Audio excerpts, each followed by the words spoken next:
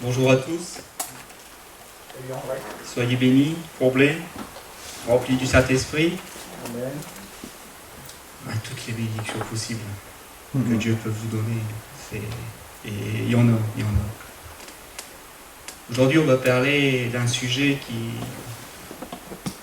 je dirais, pourrait dire banal, puis à la fois, c'est important. Je parle d'un sujet comme l'intelligence. Intelligence, mon ami.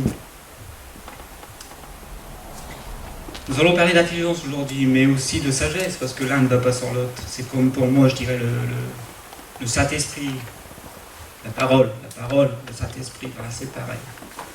On peut avoir de l'intelligence, mais pas forcément de la sagesse. Beaucoup d'hommes dans le monde ont de l'intelligence, c'est vrai. D'ailleurs, j'oserais dire que l'Antéchrist en aura. Mais de la sagesse, ça, je doute. Je doute fortement. On va lire un passage des Écritures pour introduire ce message. Dans Marc, chapitre 8, versets 11 à 21. Alors j'ai pris la version PVV. Pour PVV, c'est paroles vivantes, c'est ça. Et parce que je trouve qu'elle parle bien. Après, bien sûr, les autres passages que je vais lire, ce sera la 8 secondes. Moi, j'ai été élevé à la 8 secondes, c'est pour ça.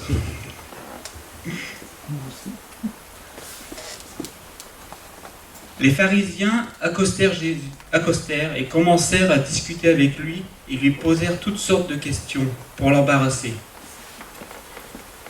Ils voulaient lui tendre un piège. Il exigeait qu'il leur fasse voir un signe miraculeux dans le ciel pour montrer que Dieu l'avait envoyé. Jésus poussa un profond soupir et dit « Pourquoi ces gens de notre temps réclament-ils un miracle ? Vraiment, je vous assure qu'ils n'en auront aucun. » Il les quitta, remonta dans la barque et regagna l'autre rive. En route, les disciples s'aperçurent qu'ils avaient oublié d'emporter des pains. Il n'y avait qu'un seul pain pour tous ceux qui étaient là dans la barque. Jésus les avertit. Attention, méfiez-vous du levain des pharisiens et de celui d'Hérode. Ils réfléchissaient au sens de ces paroles en discutant entre eux. Pourquoi a-t-il fait cette remarque ? Sans doute parce que nous n'avons pas pris assez de pain. Jésus se rendit compte de ce qu'ils pensaient. Quelle idée, leur dit-il. Comment pouvez-vous supposer qu'il s'agit de pain que vous n'avez pas ? Pourquoi vous faites-vous du souci à ce sujet ? Vous n'avez pas encore compris ? Vous ne réfléchissez donc pas ? Votre intelligence est-elle si aveuglée ? Vous avez des yeux, mais vous ne voyez pas. Vous avez des oreilles, mais vous n'entendez pas. Avez-vous tout oublié ? Quand j'ai partagé les 5 pains entre les 5000 hommes, combien de paniers pleins en est resté ? 12, leur répondit-il. Et quand j'ai partagé les 7 pains entre les 4000 hommes, combien de corbeilles pleines de morceaux avez-vous emporté ? 7, dirent-ils. Alors il ajouta, ne comprenez-vous pas encore ? On va arrêter là. Où est le problème avec les disciples à ce moment-là ? Clairement, où est notre problème quand nous lisons la parole ?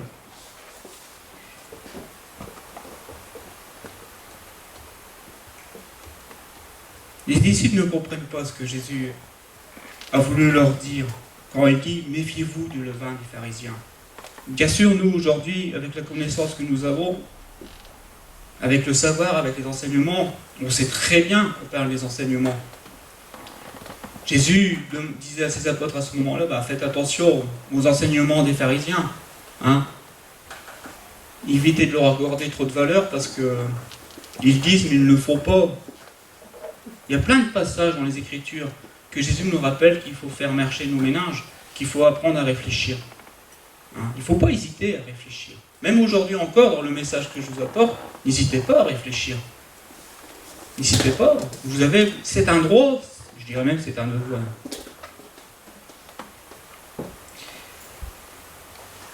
Mais les disciples ne comprennent pas. Qu'est-ce qu'ils cachent? Qu'est-ce qu'ils ont? C'est quoi le problème?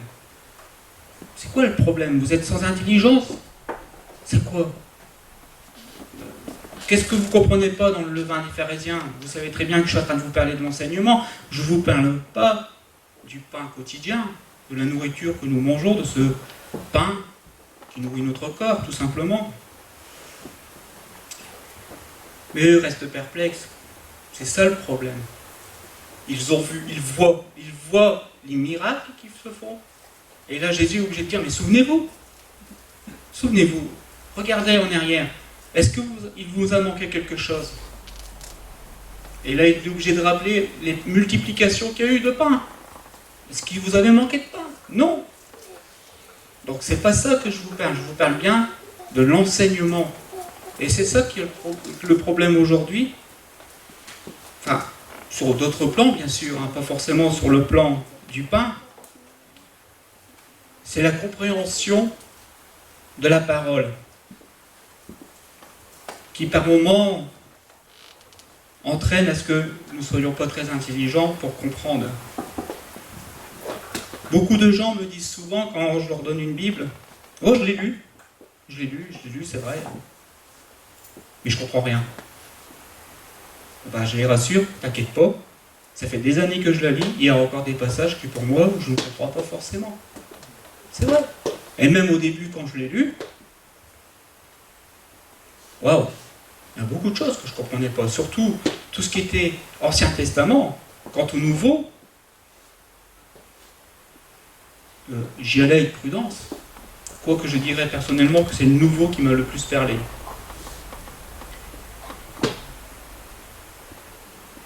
Il est important de se souvenir ce que Jésus a fait pour nous. Il est important de se souvenir des prières qu'il a exaucées. Il est important de se souvenir des grâces qu'il nous a données. Il est important de se souvenir pour qu'au moment où nous arrivons dans un moment où nous ne comprenons pas soit la parole, soit un événement qui peut nous arriver, il est important de comprendre que Jésus est toujours là et qu'il va nous donner à comprendre, qu'il veut nous donner à comprendre.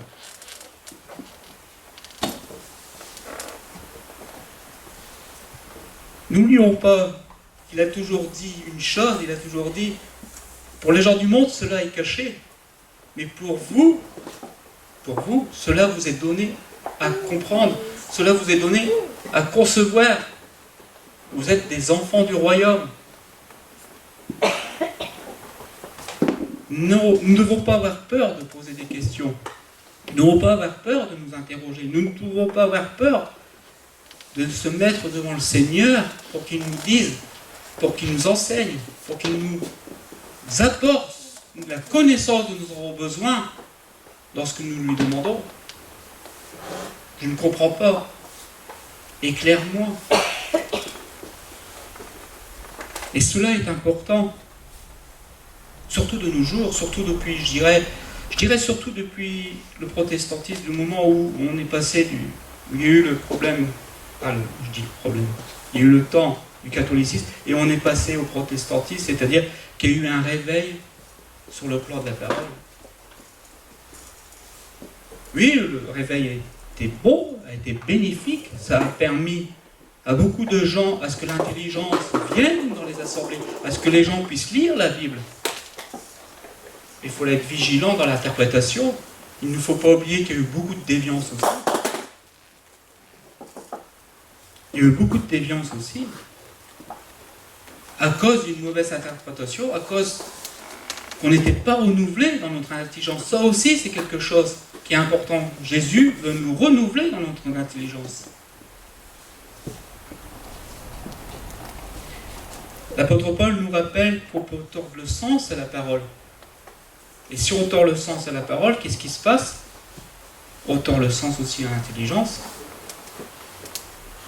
Et avec ça, à la sagesse, car on n'a plus la sagesse qu'on devrait avoir.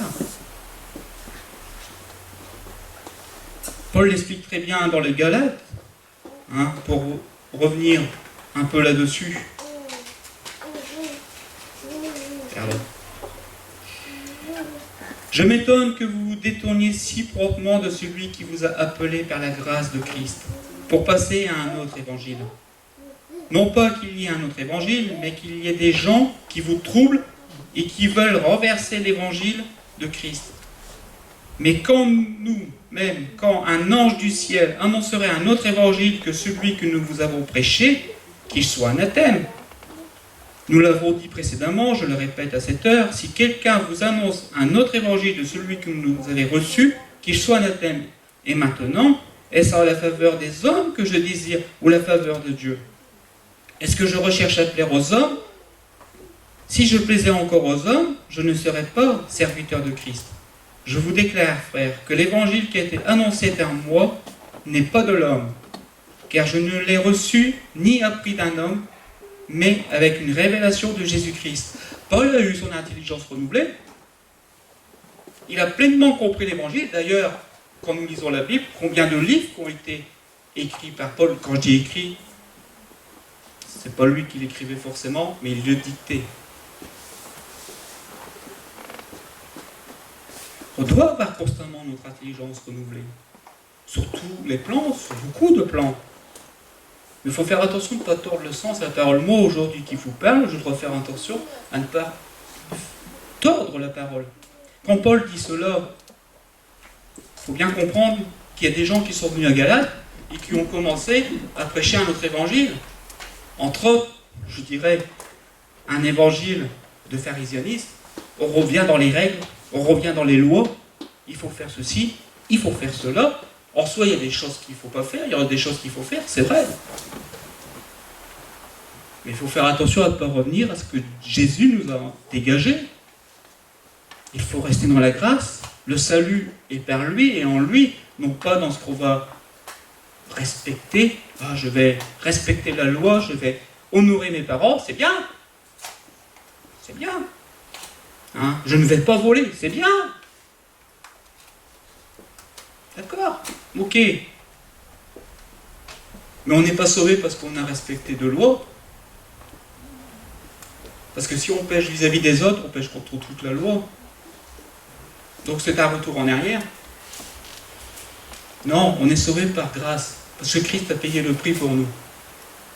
Oui, c'est bien de respecter ce que le Seigneur nous demande, c'est vrai. Mais il faut se souvenir qu'il ne faut pas aller en arrière. Et là, Galates, qu'est-ce qui se passe? Ils ont oublié. Ils ont oublié que quand ils ont cru, nous oublions que quand nous avons cru, nous avons été bénis. Et petit à petit, on insère, il faut faire.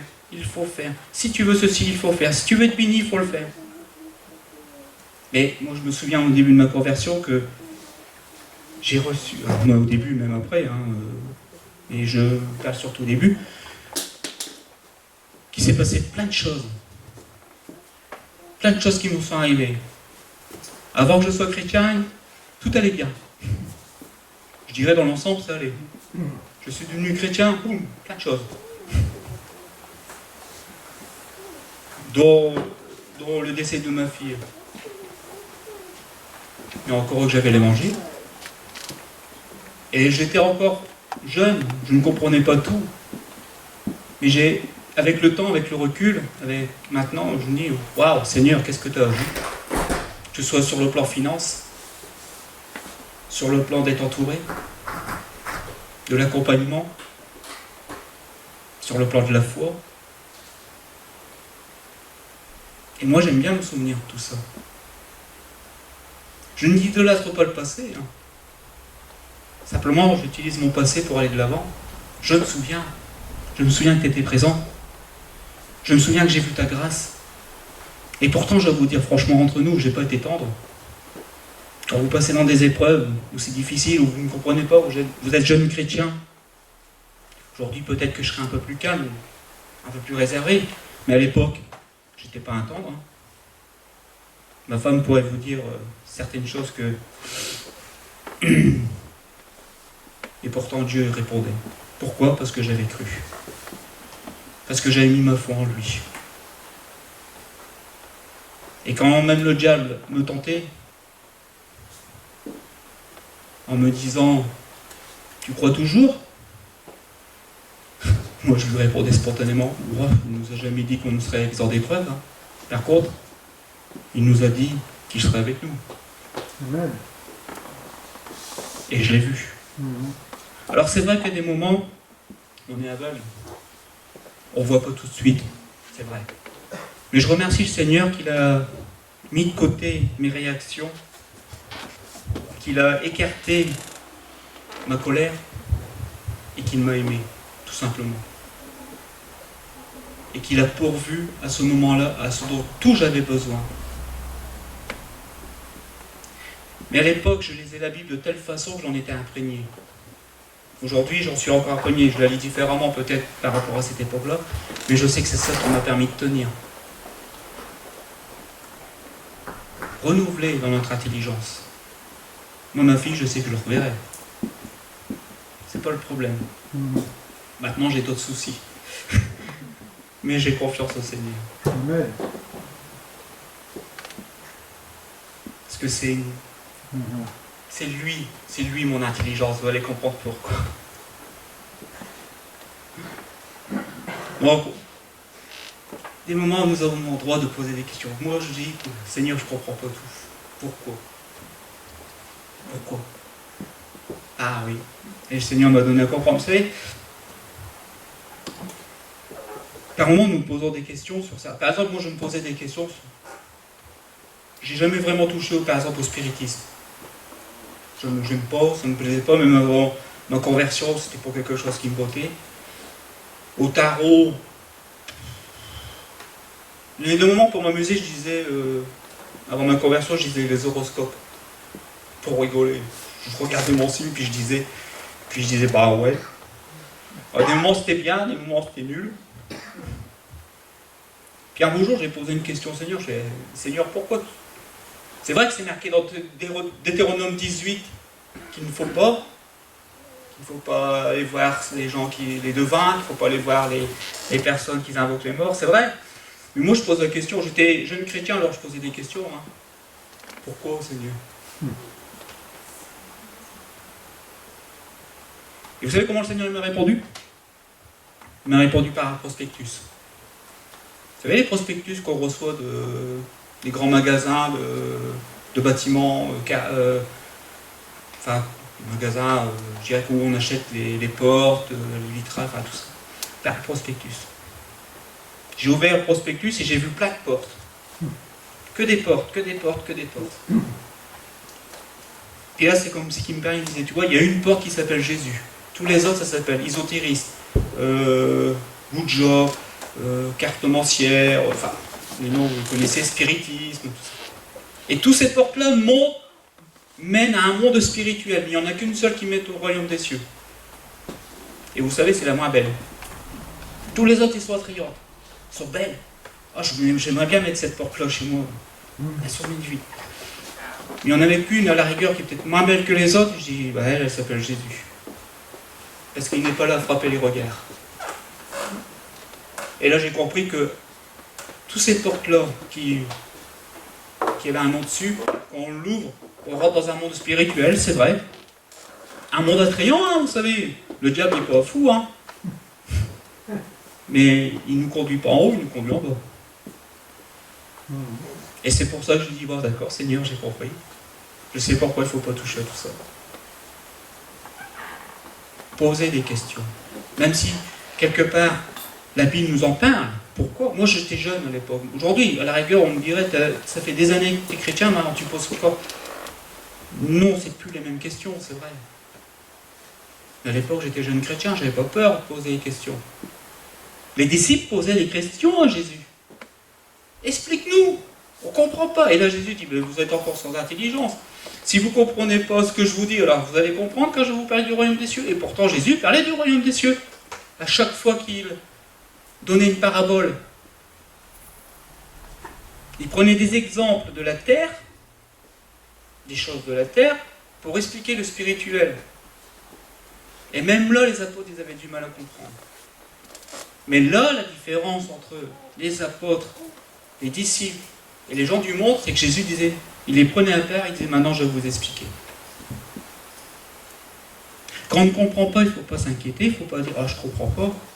Ah, puis je n'ose pas aller voir le Seigneur pour qu'il m'explique, au contraire. Il y a plein de passages que je ne comprenais pas, et que j'en ai d'autres encore que je ne comprends toujours pas aujourd'hui, mais quelque part, je me souviens une fois que je priais un matin, comme ça, il y avait une réunion de prière le soir, mais le matin je priais, puis je lisais en même temps un passage, et puis je dis, tu vois Seigneur, ce passage-là, je ne comprends pas. Le soir, j'avais la réponse. Hein. Vous connaissez tous Jean-Yves Daugé. Il avait été venu à notre assemblée à l'époque. Il prêche dessus. Bon, je suis d'accord, ok, tu m'as entendu, Seigneur. J'ai posé une question. Il y a d'autres fois où, toujours histoire personnelle, hein, où il y a un passage des Écritures. Là, celui-là, il m'a travaillé pendant longtemps, et toujours quand j'étais plus jeune, hein,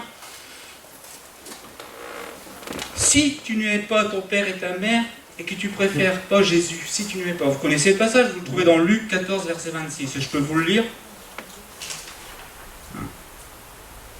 Si quelqu'un vient à moi et ne m'aide pas, j'ai fait exprès de prendre cette version-là, hein. On peut dire préférée aussi, ne m'aide pas son père et sa mère, sa femme et ses enfants, et ses frères et ses sœurs, et même sa propre vie, il ne peut être mon disciple. Encore sa propre vie. Il y a ses parents, mais Seigneur, c'est incohérent, tu dis qu'il faut nourrir ton père et ta mère. Après, on fait le reproche aux pharisiens. Bon, je lisais les Écritures, donc les messages me venaient. Et après, tu fais le reproche aux pharisiens qu'il faut... Tu leur fais le reproche qu'il faut mieux donner à Dieu qu'à ses parents. Et là, tu dis de haïr si on ne met pas ses parents. Je ne comprends pas. Moi, ça m'a travaillé pendant longtemps. Et quand on dit tordre le sens de la parole, méfiez-vous, parce qu'il y a des gens qui peuvent prendre ce passage-là et puis vous culpabiliser. Et les pharisiens, c'est ce qu'ils faisaient. Hein. On peut vous culpabiliser en disant, comment ça, t'as pas donné à Dieu? Je prends un exemple bête. Vos parents sont dans le besoin, il y a un problème. Jean-Bernard, il a prêché dessus, je ne vais pas revenir dessus. On est dimanche. Et Dieu ne va pas vous en vouloir parce que vous allez aider vos parents. Et moi, là-dessus, j'étais embêté, puis un jour, j'ai craqué. Je dis, Seigneur, maintenant je me mets là devant toi, et tu m'expliques. Je n'avais pas reçu d'enseignement. Hein. Je n'avais pas reçu d'enseignement là-dessus, et j'avoue que je n'avais pas cherché vraiment. Mais à chaque fois que je trouvais ce passage-là, je l'avais gros. Je ne comprenais pas, parce que pour moi, c'était incohérent avec l'évangile, avec l'amour de l'évangile et la grâce de l'évangile. Il ne faut pas oublier que l'évangile, surtout le Deuxième Testament, il faut le lire à la lumière de l'amour, à la lumière de la grâce. Il ne faut pas le lire à la lumière de la loi, c'est le danger. Et la réponse, vous savez quoi? Écoutez, je vous invite à aller revoir le message de Jean-Bernard il y a 3 semaines. Ce qu'il a donné, je l'avais reçu déjà il y a très longtemps. Ce jour-là, quand j'ai demandé. Jean-Bernard, il a mieux développé que moi, bien sûr. Hein. Il a mieux développé que le Seigneur. Moi, le Seigneur m'a donné pour que je comprenne bien, et c'est tout. Et puis ce temps-là, je vous dire, ça m'a libéré. Ça m'a tranquillisé. Je suis en paix. Quand je lis ce passage-là, je souris maintenant. Il y a 3 semaines, Jean-Bernard a apporté là-dessus. C'est pour ça que je me permets. Ça m'a fait sourire, Jean-Bernard, à ce moment-là. Parce que je me suis dit, il n'y a pas de problème. Il a bien reçu. Parce que moi-même, je l'avais reçu. Mais il y a des années. Hein. Donc il est important de se souvenir, il est important vraiment, par moment, de revenir en arrière. Il est important de poser des questions au Seigneur. Si on ne le fait pas, Dieu ne nous montrera pas. Je sais qu'une fois, on parlait de bénédiction, on parlait que le Seigneur est toujours avec nous, et un jour, je pose la question, il y a un peu mon témoignage dans tout ce que je vous apporte aujourd'hui, mais c'est pour vous dire que... Et encore une fois, je regarde quelque chose à la télé, je regardais quelque chose à la télé, mais par YouTube, et je regardais des messages chrétiens, puis alors il y a tout, hein. Il y a tout. Il y a un moment où je vois en bas, c'est marqué « L'apôtre Paul se trompe ». Tout ce qu'il a dit se trompe. L'apôtre Paul se trompe. Je dis, oh là, je ne vais pas aller voir ça, ça ne m'intéresse pas. Mais, vous savez, ce que j'ai lu, ça a été semé. Encore une fois, en lisant la Bible, en lisant la parole, en voulant renouveler cette intelligence, la réponse, je l'ai trouvée dans la Bible. Et je vais même vous dire le passage. C'est dans 2 Pierre, chapitre 3, verset 15. C'est Pierre lui-même. Croyez à la patience de notre Seigneur. Il est votre salut. Comme notre bien-aimé Paul vous l'a aussi écrit selon sa sagesse qui lui a été donnée. C'est Pierre qui témoigne que Paul a reçu la sagesse de Dieu et de tout ce qu'il a donné vient de Dieu. C'est Pierre. Pourtant, Pierre a été repris par Paul. Et pourtant, là, Pierre lui dit, est-ce que Paul a reçu ce que Paul vous a donné dans sa sagesse, dans son intelligence renouvelée? Vous pouvez le croire. Alors quand je lis une phrase en disant Paul s'est trompé, je dis, va plus loin. Si Paul s'est trompé, alors Pierre s'est trompé, alors Jacques s'est trompé. Il y a toujours possibilité. Le Saint-Esprit est avec nous. Il veut toujours qu'on soit en paix, il veut toujours qu'on soit tranquille. J'ai souvent regardé des documentaires, écoutez bien, je ne vous parle pas de regarder des choses à la télé qu'il ne faut pas regarder, comme la pornographie. Je ne vous parle pas de ça. Je vous parle des documentaires, certains documentaires, et qui pourraient paraître anodins, que par moment le Seigneur me disait, ne regarde pas. Je dis rien, Seigneur. Ne regarde pas. Vous savez, comme un enfant, qu'on lui dit de pas mettre les mains dans une prise, qu'est-ce que je fais? Je mets mes doigts, moi, dans les deux. Et j'ai regardé. Et vous savez ce qui s'est passé au bout d'un moment? J'ai écouté le documentaire, et il y a le doute qui a commencé à venir. J'ai arrêté. J'ai dit non. Pourtant j'en écoute, j'aime bien moi regarder les documentaires. Non, j'ai éteint. Je dis ça m'apporte pas quelque chose. Là il y avait quelque chose qui se passait et ça m'apportait un doute. Ça m'apportait un doute sur ma foi, quoi. Faut dire ce qui est. Et le Seigneur m'avait averti, ne regarde pas. Par moment le Seigneur peut vous avertir. Ne regarde pas ça, mais c'est anodin, c'est rien, c'est pas. Ne regarde pas. Écoutez-le. Parce que je vais vous dire, pour enlever ce doute après.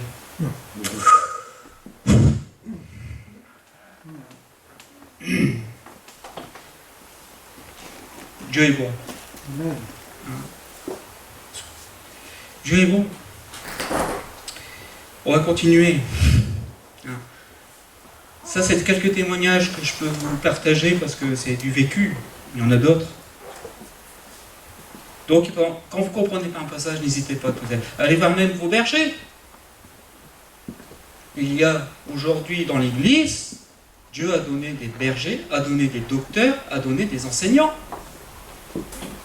Il a donné des ministères pour que ce ministère puisse édifier l'Église, pour que l'Église puisse saisir, puisse comprendre, puisse donner. Nous pouvons recevoir directement Père Dieu, j'en ai fait l'expérience, pas qu'une seule fois, mais nous pouvons aussi recevoir des ministères. Mamadou Karampéry, tout le monde le connaît. Un jour, le Seigneur me parle personnellement, il me donne à comprendre quelque chose, j'étais content. Quelques semaines après, je regarde un message de Mamadou qui confirme ce que j'ai reçu. Waouh, je fais attention, lui, c'est une pointure aussi. Personnellement, pour moi, je ne veux pas l'idolâtrer, mais je veux dire, waouh. Et il ne me connaît pas, Mamadou. Je ne le connais pas non plus personnellement. Mais il apporte exactement ce que j'ai reçu. Amen. Merci Seigneur, tu confirmes. Renouveler dans mon intelligence. Ce qui m'a permis d'acquérir de la sagesse.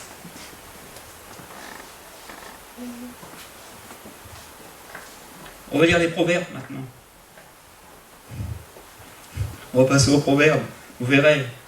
On n'est pas tout seul. On n'est pas tout seul. Proverbes chapitre 2, verset 2 à 5. Si tu rends ton oreille attentif à la sagesse, si tu inclines ton cœur à l'intelligence, oui, si tu appelles la sagesse, et si tu élèves la voix vers l'intelligence, si tu la cherches comme l'argent, si tu la poursuis comme le trésor, alors tu comprendras la crainte de l'Éternel et tu trouveras la connaissance de Dieu. Si tu inclines, si tu écoutes. Au début de ma conversion, quand on m'a donné une Bible pour la première fois, je l'ai lue avec un esprit d'incrédulité, disons les choses, mais aussi qu'un esprit, je dirais, anti-religieux. Mais sur les choses au point. Hein, j'ai pris la Bible dans une mauvaise intention. J'ai dit d'accord, donne-la-moi. J'allais la lire. Parce que, vous savez, si on veut casser quelqu'un, il faut le connaître. Hein, alors j'allais la lire. Et j'ai commencé à la lire. Je l'ai lu jusqu'à Isaïe. Entre-temps, j'ai rencontré d'autres chrétiens. Puis je me suis dit, quand même, il y a quelque chose. Parce que... Donc il y avait les deux, les témoignages des chrétiens, plus... Et j'ai arrêté l'Ancien Testament et j'ai attaqué le Deuxième Testament, tout de suite. Et là, le Seigneur a retourné la vapeur. Là, cette fois, je ne lisais plus pour casser du chrétien, je voulais savoir. Je voulais savoir ce que vous aviez. Et un jour, le Seigneur m'a montré, il m'a dit, mais tu sais, André, à chaque fois qu'on donne une Bible, et que la personne la lit, et que la personne cherche, je suis là. Je suis présent. La personne ne le sait pas, moi je ne le savais pas. J'aurais dû m'en douter, j'avais de la joie. Je ne comprenais pas où elle venait cette joie. Ma femme pourrait vous le témoigner, ça. Je la dévorais, parce que je disais, waouh, mais tout ce qu'il dit, c'est vrai. J'avais cette joie. Il était en train de travailler là. J'étais...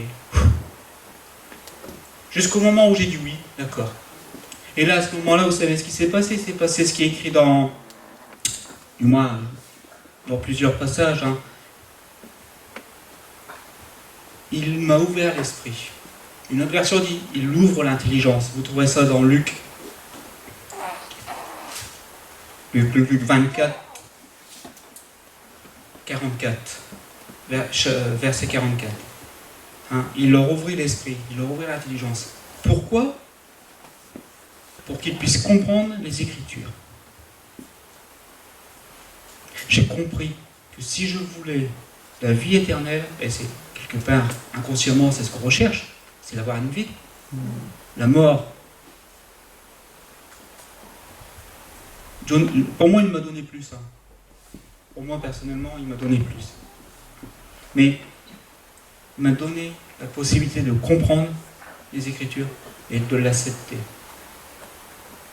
C'est Jean-Bernard qui disait merdique, l'intelligence ne vient pas de nous, hein. Elle nous est donnée. Hein. Et ben, c'est lui qui me l'a donné, c'est pas moi qui l'ai reçu. Il me l'a donné parce que j'ai eu oui, d'accord. J'étais dans mon lit, hein, j'étais bien allongé. Hein. Oui, d'accord. Ok, je crois en toi. Pas de problème. Et le reste, ça suit.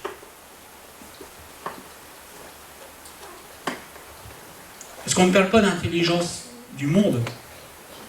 Le monde a son intelligence. Hein. Il y a des personnes qui ont, je dirais, des niveaux que moi je n'ai pas. Intellectuellement, waouh! Moi je ne sors pas de Saint-Cyr, hein. Moi j'ai qu'un BEP. Je suis au bas. Et j'estime même que apparemment, beaucoup ici sont plus. Regardez, je vois rien que le bâtiment. Les travaux que vous avez faits. Bah, regardez-moi bien. Moi, ça aurait été l'inverse. Je ne suis pas bricoleur pour dessous. Je rends grâce à mon Dieu que ma femme dit c'est bien ce que tu as fait. C'est pas mal. Ah, parce que j'ai la sagesse chez moi. J'ai l'intelligence, mais j'ai la sagesse. Parce que ma femme, vous allez comprendre par la suite pourquoi je dis ça, ma femme n'est pas seulement... ma femme, elle est aussi ma sœur en Christ. Vous allez comprendre pourquoi je dis ça, oui. Ah oui, il y a ces capacités que nous avons ici-bas, qui nous a été données, que nous pouvons mettre au service du Seigneur, un peu comme les talents, comme le bricolage, que j'admire. Moi, j'aime les gens qui savent faire des choses, comme des robots, par exemple. J'aimerais bien avoir ces talents-là, mais bon, je ne l'ai pas. J'aurais bien aimé faire de la musique. Alors là, j'ai renoncé. Bon, bah d'accord, merci Seigneur. J'ai d'autres choses, j'ai peut-être d'autres qualités. Il va falloir que je sois certifié, c'est pas un problème. Mais c'est lui qui m'a donné l'intelligence. Et encore aujourd'hui, je n'hésite pas à lui poser des questions. Comme je disais, allons encore plus loin. L'intelligence, quand vous la cherchez, Dieu vous la donne. En donnant l'intelligence, il vous donne la sagesse. L'un ne va pas sans l'autre, comme je disais tout à l'heure. Et on pourra la poursuivre. On sait très bien poursuivre de l'argent. Quand on a un bon métier, on est content d'avoir un bon salaire. On est content, si possible, d'avoir des richesses. C'est vrai que ça aide dans le monde. Hein. Quelque part, je ne vais pas dire « Ah ben non, regarde tes millions. » Non, ben merci, il faut les pauvres. Non, mais soyons sérieux, amis. L'intelligence, Dieu nous demande de la chercher, nous demande de la poursuivre. Pourquoi ? Pourquoi il nous demande de la chercher, de la poursuivre ? Alors on va lire Proverbe 7, verset 4. Dis à la sagesse, tu es ma sœur. Vous comprenez pourquoi je dis ma femme est ma sœur ? Parce qu'entre nous deux, elle est plus sage que moi, je dirais. Et appelle l'intelligence, ton ami, pour qu'elle te préserve de la femme étrangère. Alors la femme étrangère, pour moi, c'est le monde. D'accord ? Du moins, quand je dis le monde, on va pas taper dessus à coup de marteau, mais je veux dire, le monde nous donne des belles illusions, nous donne des choses, ou veut nous donner des choses qui, entre guillemets, pourraient nous faire du bien, et après, on s'aperçoit que si on aurait su, on aurait mieux fait de rester chez soi. Et de l'étrangère qui emploie des paroles doucereuses. Intelligence, la sagesse, tu es ma sœur. Sagesse, tu es ma sœur. Ma sœur, ça fait partie de ma famille. Je pense qu'on a tous des frères et sœurs, quelque part. C'est la famille, la sœur. C'est proche.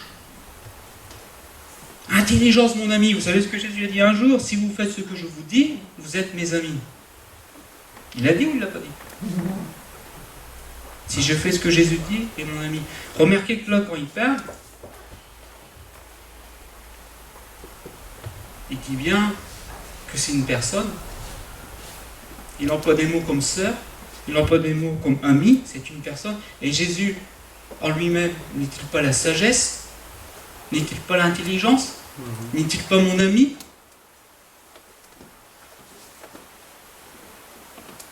Alors, on monte d'un cran. Je suis en communion avec celui qui me donne l'intelligence, à celui qui me donne la sagesse. Dire ça simplement. Jésus a souvent fait le reproche aux pharisiens qui ne savaient discerner les signes des temps. Pourtant les pharisiens avaient la parole, ils la connaissaient par cœur. Moi je ne peux pas vous citer un passage de la Bible sans que j'aille le chercher puis le lire. Eux, ils pouvaient vous lire un passage de la Torah, simplement si vous lui demandez le passage. Vous avez la connaissance. Et pourtant, ils n'arrivaient pas à discerner les signes des temps. Ils n'ont même pas vu que le Messie était devant eux. Je peux dire, à l'époque, ça aurait été peut-être pareil pour moi.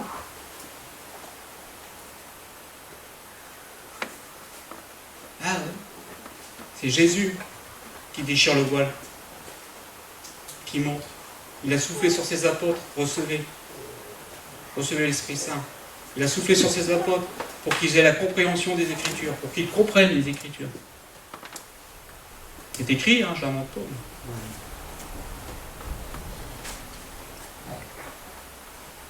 Qui souffle sur nous. Seigneur, moi, je veux avoir ton intention. Je veux discerner les signes des temps. Combien de chrétiens aujourd'hui vivent et qui ne voient pas ce qui est en train de se passer ? Oui, c'est vrai, ça fait 2000 ans qu'on parle du retour du Christ. Je l'admets, je l'avoue. Oh, il est à la porte. C'est vrai. Ça fait 2000 ans qu'il est à la porte. Oui, c'est vrai. fait 2000 ans qu'elle apporte. Mais là, on est encore plus tard. Oui. Là, il va bientôt sortir de la porte, il va faire ça. Le truc qu'il faut comprendre, c'est que beaucoup de gens vont vous dire, oui, mais attends, tout ce que tu es en train de me dire, ça s'est toujours passé. C'est vrai? C'est vrai. Moi, on me l'a souvent dit, hein, et j'ai cherché. Seigneur, contre moi. C'est vrai ce qu'il dit. Tremblement de terre, on a toujours eu. Vous avez des choses dans certains pays qui se sont passées à une certaine période, dans le passé. Oui, c'est vrai. Des choses abominables, d'ailleurs, la plupart n'ont pas résisté, ils ont été soit détruits, soit ils ont été envahis, enfin il s'est passé diverses choses. Mais ce qu'on nous met de dire, c'est ce qui s'est passé dans ces pays-là, ou dans ces régions-là de la planète, aujourd'hui, c'est dans le monde entier. C'est plus simplement un endroit de la planète, c'est partout sur Terre. Le péché s'accroît partout sur Terre. L'abomination s'accroît partout sur Terre. Simplement, c'est plus un endroit ou un tel endroit. C'est partout. Et si on n'a pas la sagesse et l'intelligence pour comprendre ou discerner cela, qu'est-ce qu'on fait? Un mot, je vais vous le dire. Je dors. Et on ne voit pas ce qui va arriver. Nous devons nous préparer. Restez éveillés, dit Jésus. Et notre intelligence doit rester éveillée.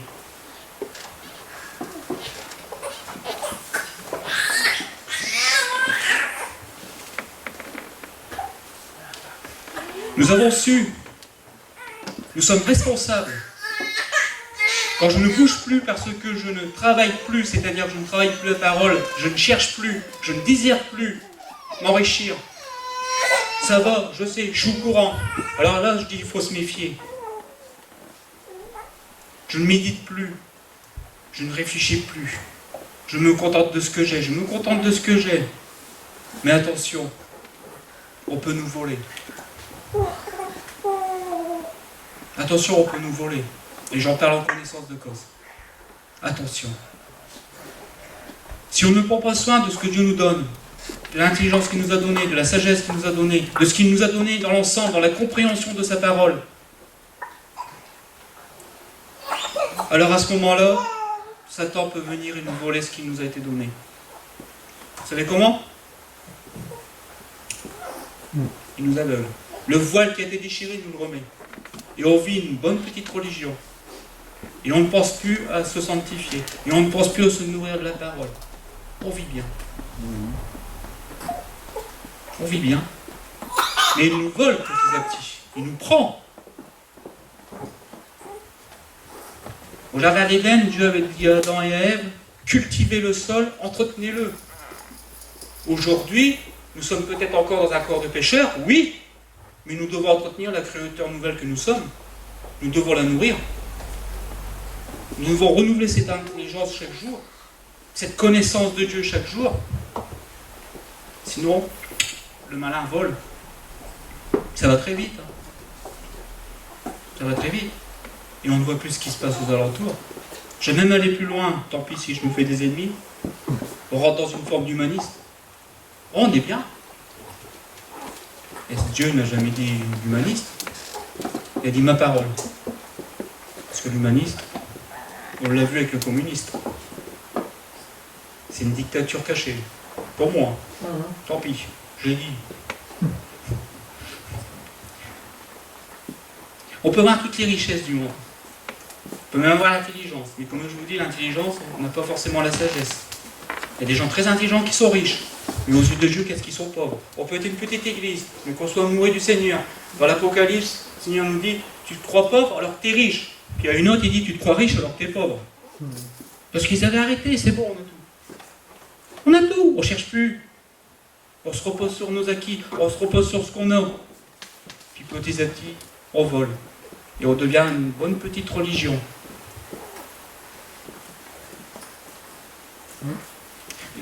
Je vous dis ça parce que moi, à des moments, je suis obligé de me secouer. Les réunions d'hier, pour ceux qui y étaient, moi, ça m'a encore interpellé. Pourquoi aussi l'intelligence? Ce qui est important, Pourquoi la renouveler? Pourquoi être toujours en quête? Pas seulement pour nous-mêmes. Hein. Regardez Salomon.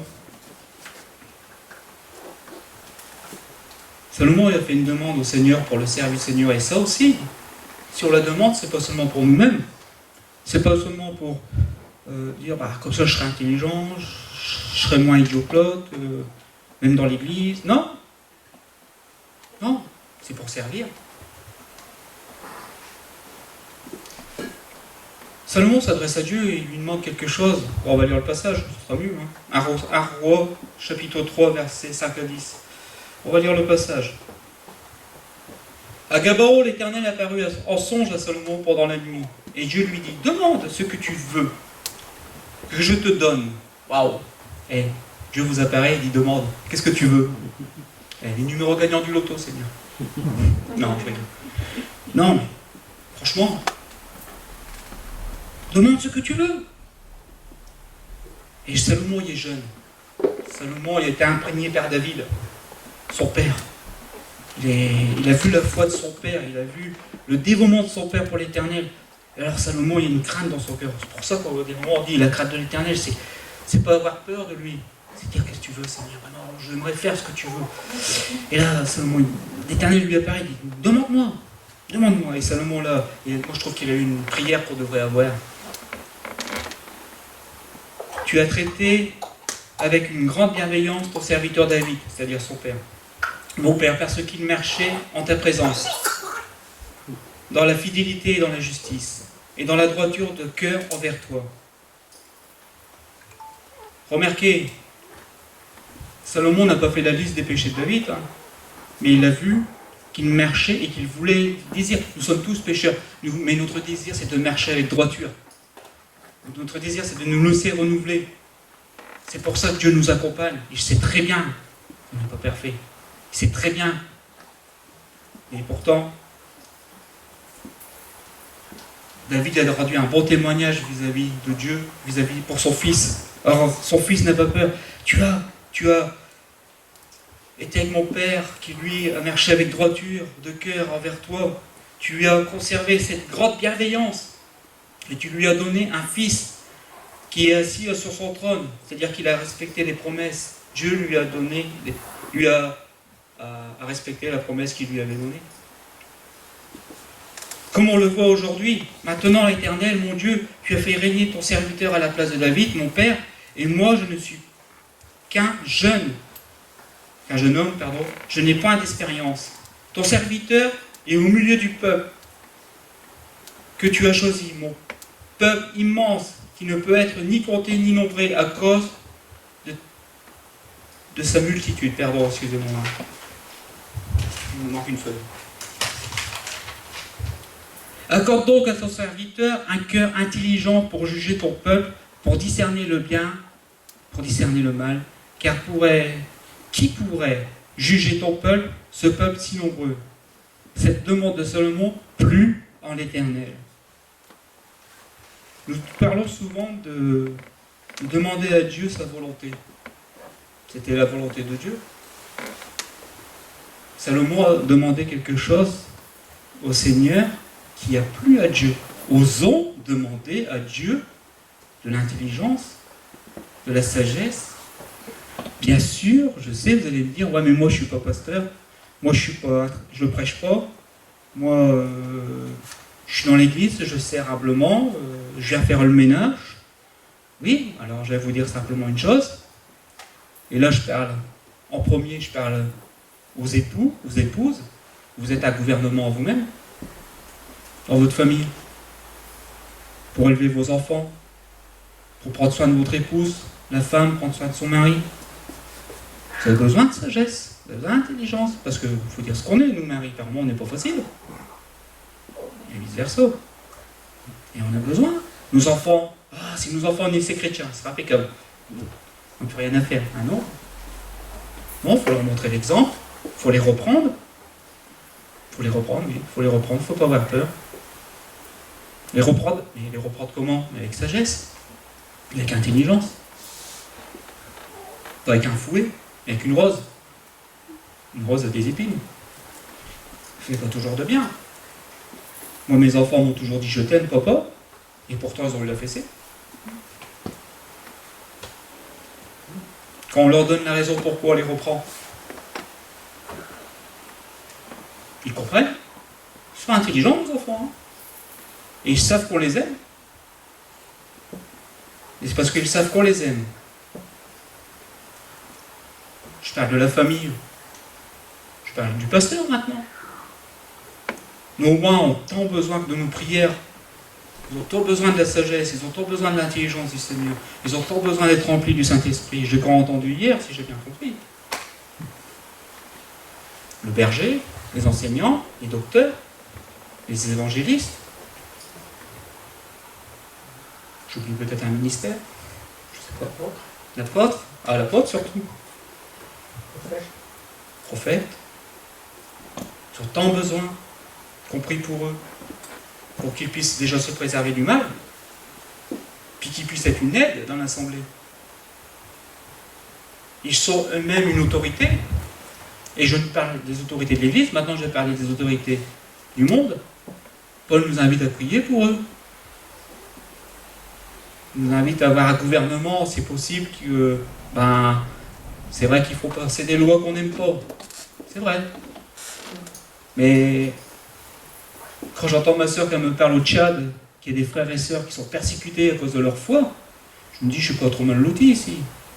Je peux au moins annoncer l'évangile en paix. Sans me faire tabasser, du moins je pense. On a besoin d'avoir des gouvernements qui apportent la paix. Pierre nous le rappelle de prier pour eux, l'apôtre Paul nous le rappelle aussi. Il y a des gouvernants qui soient sages et intelligents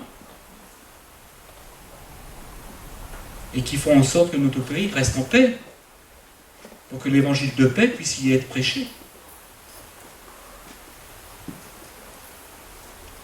Donc il y a des bonnes prières, il y a des demandes, vraiment personnellement pour moi, qui sont flagrants. J'ai toujours, avec le temps, quand j'ai compris cela, bien sûr, je n'ai pas dit que je l'ai compris du jour au lendemain, mais quand j'ai compris ça, maintenant je prie. Je prie pour mon épouse, pour qu'elle soit une femme vertueuse, je prie pour qu'elle soit sage et intelligente, pour qu'elle puisse s'occuper de la maison.